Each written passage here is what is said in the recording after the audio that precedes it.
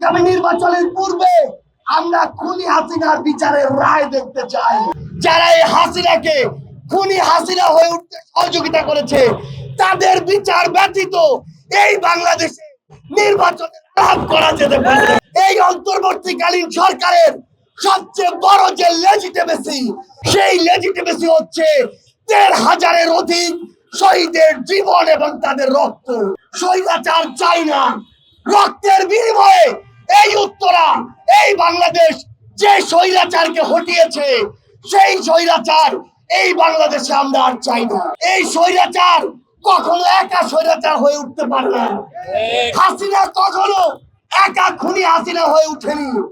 যারা এই হাসিনাকে খুনি হাসিনা হয়ে উঠতে সহযোগিতা করেছে তাদের বিচার ব্যতীত এই বাংলাদেশে নির্বাচন লাভ করা যেতে পারে। আমরা স্পষ্ট করে একটি কথা বলি, এই অন্তর্বর্তীকালীন সরকারের সবচেয়ে বড় যে লেজিটিমেসি, সেই লেজিটিমেসি হচ্ছে ১৩,০০০-এর অধিক শহীদের জীবন এবং তাদের রক্ত।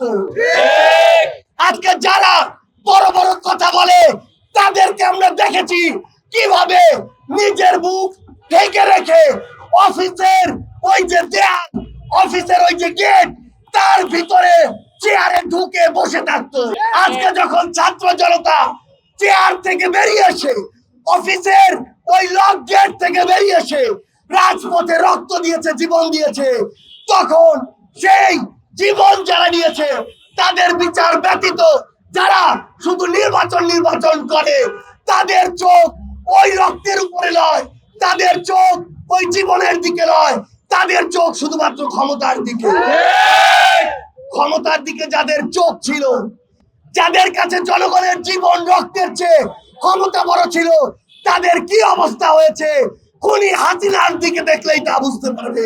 আমরা স্পষ্ট করে বলি, এই বাংলাদেশে ওই হাসিনা খুনি হাসিনা হয়ে উঠেছে যে সিস্টেমটা তৈরি করেছে, সামগ্রিক বিচার না হওয়া পর্যন্ত এই বাংলাদেশে অন্য কিছু চিন্তা করা শুধুমাত্র ব্যক্তি স্বার্থকে প্রাধান্য দেওয়ার সবচেয়ে বড় লক্ষণ। আমি নির্বাচনের পূর্বে আমরা খুনি হাসিনার বিচারের রায় দেখতে চাই। খুনি হাসিনা এই হত্যাকাণ্ডের যে হুকুম দিয়েছিল, এটার বিন্দু মাত্র প্রমাণের কি অভাব রয়েছে? খুনি হাসিনা এই হত্যাকাণ্ডের নির্দেশদাতা, তার বিচার হতে এত বিলম্ব আমরা কখনো গ্রহণ করব না। আমরা আমাদের জায়গা থেকে এই খুনিদের বিচার চাই। আমরা আমাদের জায়গা থেকে গণপরিষদ নির্বাচন চাই।